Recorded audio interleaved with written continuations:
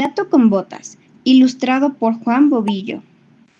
Había una vez un molinero que, antes de morir, llamó a sus 3 hijos y le dejó todos sus bienes: un molino, un asno y un gato.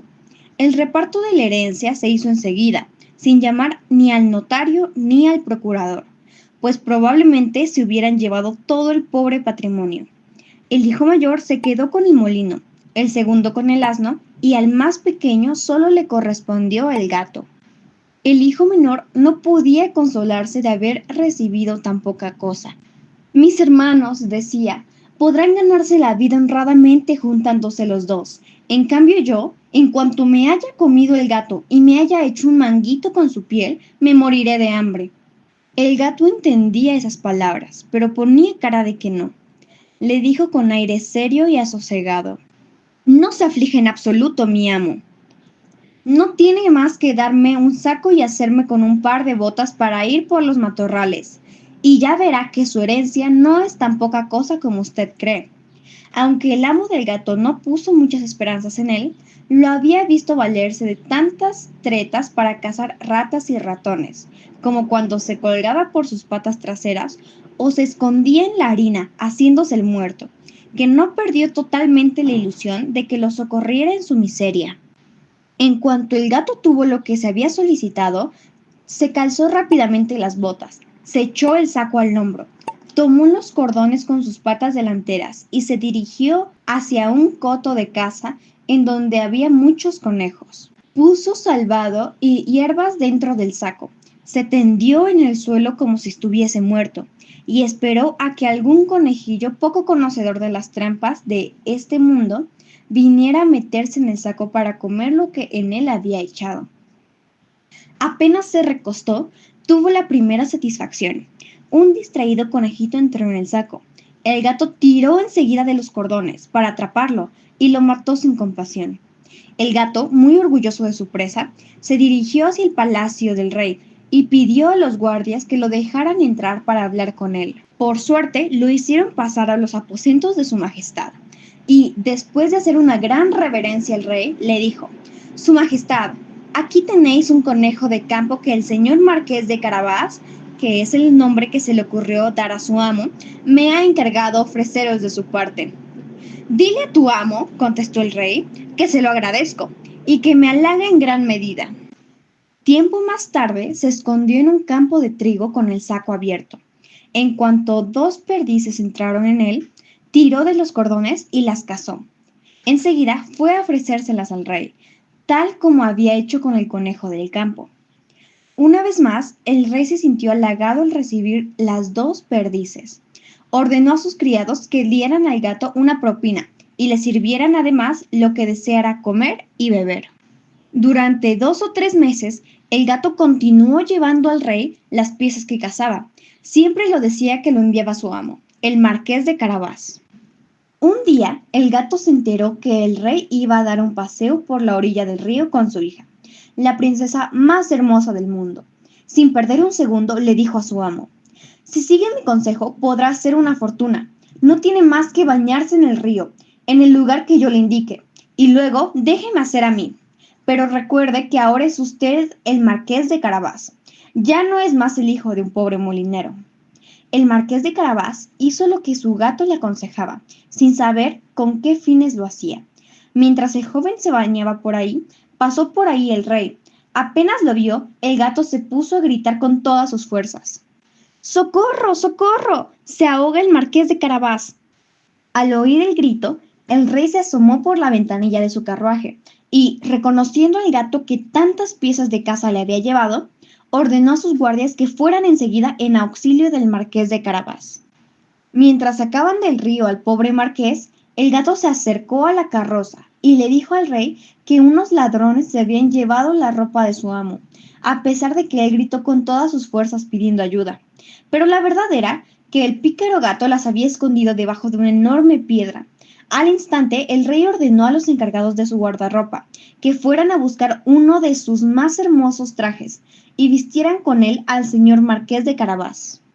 El rey quiso que subiera a la carroza y lo acompañaran en su paseo. A partir de ese momento le ofreció 1000 muestras de amistad al hijo del molinero. El hermoso traje que acababan de darle realzaba su figura, pues el muchacho era guapo y de buena presencia. Incluso la hija del rey lo encontró muy de su agrado, y en cuanto el marqués de Carabás le dirigió 2 o 3 miradas muy respetuosas y un poco tiernas, ella se enamoró locamente de él. El gato, encantado al ver que su plan empezaba a dar resultado, se adelantó y encontrando a unos campesinos que segaban un campo, les dijo: Oigan, buenas gentes, si no decís al rey que el campo que estáis asegando pertenece al señor Marqués de Carabás, seréis hechos picadillos como carne de pastel. Al pasar por ahí, el rey no dejó de preguntar a los segadores de quién era el campo que estaban segando. Estos campos pertenecen al señor Marqués de Carabás, respondieron todos a la vez, pues la amenaza del gato los había asustado. Tiene usted muy hermosa heredad, le dijo el rey al Marqués de Carabás. Como usted ve, señor, respondió el marqués, es un prado que no deja de dar en abundancia todos los años. Mientras tanto, el gato, que seguía yendo adelante, se encontró con un grupo de cosechadores y les dijo: Oigan, buenas gentes, si no decís al rey que todo este trigo pertenece al señor Marqués de Carabás, seréis hechos picadillo como carne de pastel. Un momento después pasó el rey y quiso saber a quién pertenecía todo el trigo que veía. Todo el trigo pertenece al señor Marqués de Carabás, respondieron todos a la vez, pues la amenaza del gato los había asustado. Y el rey se sentía cada vez más complacido con el marqués. Finalmente, el gato con botas llegó a un grandioso castillo. Su dueño era un temible ogro, el más rico de todo el reino, ya que todas las tierras por donde el rey había pasado le pertenecían al ogro. El gato, que sabía quién era aquel ogro y qué cosas sabía hacer, llamó a la puerta y pidió hablar con él para presentarle sus respetos. El ogro lo recibió tan cortésmente como puede hacerlo un ogro y lo invitó a descansar un rato. Me han asegurado, comentó el gato mientras recuperaba el aliento, que tenéis la habilidad de convertiros en cualquier clase de animal, que podéis, si os place, transformaros en un león o un elefante. Es cierto, contestó el ogro bruscamente, y para demostrarlo, me veréis convertido en un león. El gato se asustó mucho al encontrarse de pronto delante de un león, y con gran esfuerzo y dificultad, pues sus botas no servían para andar por las tejas, se trepó al alero del tejado. Un rato después, cuando comprobó que el ogro había tomado otra vez su aspecto habitual, bajó del tejado y le confesó que había pasado mucho miedo. También me han asegurado, dijo el gato, que sois capaz de convertiros en un animal pequeño, como una rata o un ratón, aunque debo confesaros que eso sí me parece del todo imposible. ¿Imposible?, replicó el ogro. Ya lo veréis. Y mientras decía esto, se transformó en un ratón, que se puso a correr por el suelo. El gato, en cuanto lo vio, se arrojó sobre él y se lo comió. Mientras tanto, el rey, al pasar ante el hermoso castillo, quiso entrar en él. El gato, que había oído el repiqueteo de la carroza al atravesar el puente levadizo, corrió a su encuentro y saludó al rey con una gran reverencia. Sea bienvenido, vuestra majestad, al castillo del señor Marqués de Carabás. Pero bueno, señor Marqués, exclamó el rey, ¿este castillo también es vuestro? ¡Qué belleza de patio! Y los edificios que lo rodean son también magníficos. ¿Pasamos al interior? El Marqués de Carabás tomó de la mano a la princesa y, siguiendo al rey, entraron en un majestuoso salón donde los esperaban unos exquisitos manjares que el ogro tenía preparados para obsequiar a unos amigos suyos, que habían de visitarlo ese mismo día. Pero los amigos del ogro no creyeron conveniente acercarse al castillo cuando se enteraron de que el rey estaba ahí.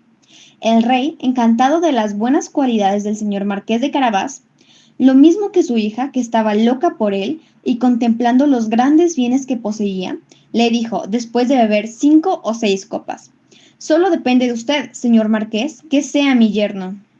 El marqués, haciendo grandes reverencias, aceptó el honor que le hacía el rey, y ese mismo día se casó con la princesa. El gato se convirtió en un gran señor y ya no corrió detrás de los ratones más que por diversión.